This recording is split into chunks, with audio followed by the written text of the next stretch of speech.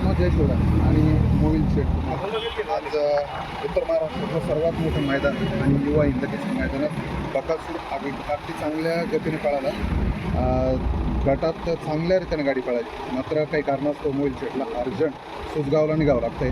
Mobile शेट नमस्कार. नमस्कार. काय झालं?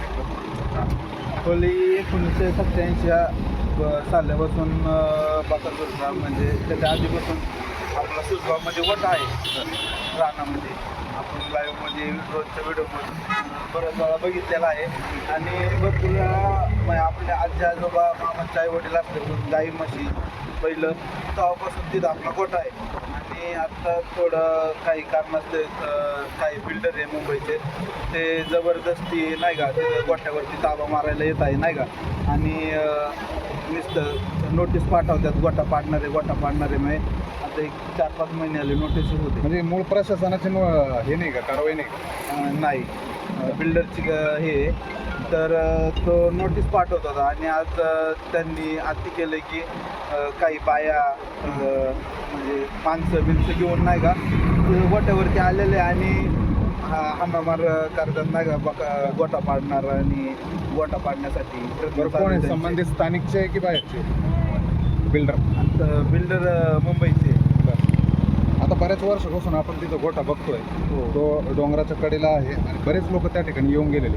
त्याच्यामुळे गोठा काय आता तात्पुरता काही तुम्ही बांधलेला नाही, हा जुना गोठा आहे. आणि मग बिल्डरचा नेमका आक्षेप काय? जागा त्याची स्वतःची म्हणतो तो ताबा मारायला तिथे येतो. आपला 7-12 आपलं सगळं आजी आजोबाच्या मामाच्या आई वडिलांच्या नावाने आहे. आणि ते आत्ता तिथं नाही का बाया माणसं घेऊन नाही का आत्ता घरी कोणच नाही आहे, फक्त मामा आणि आजी आजोबा आहे. तर ती त्यांची जोर जबरदस्ती चालू आहे आणि गोठा पाडायची प्रक्रिया चालू आहे. तर आम्ही बकासूरला घेऊन आता घराकडं निघालो आहे. बकासूर फॅन्सला काय आव्हान करेल? नाही, जेवढे बकासूर फॅन जास्तीत जास्त जवळचे आहे तेवढे सातारा पुणे जेवढे लवकरात लवकर होईल तेवढे लवकर आता गोठ्यावरती स्वतः एवढीच नम्र विनंती आहे. कारण का तिथं खूप मोठं वाद चालू आहे आता सध्या, घरातल्यांना खूप त्रास होत आहे. नक्कीच बकासूरने आतापर्यंत सर्वांची इच्छा अपेक्षा पूर्ण केल्या, पण आज खऱ्या अर्थाने बक्याच्या गोठ्यावरती कुठेतरी हातोडा पडणार आणि तो चुकीच्या पद्धतीने पडणार आहे. त्याच्यामुळे होता येईल तेवढ्या जास्तीत जास्त संख्येने बकासूरच्या फॅन फॉलोअरने महाराष्ट्रभरातून त्या ठिकाणी दाखल व्हा, हेच आवाहन मी पण करतो.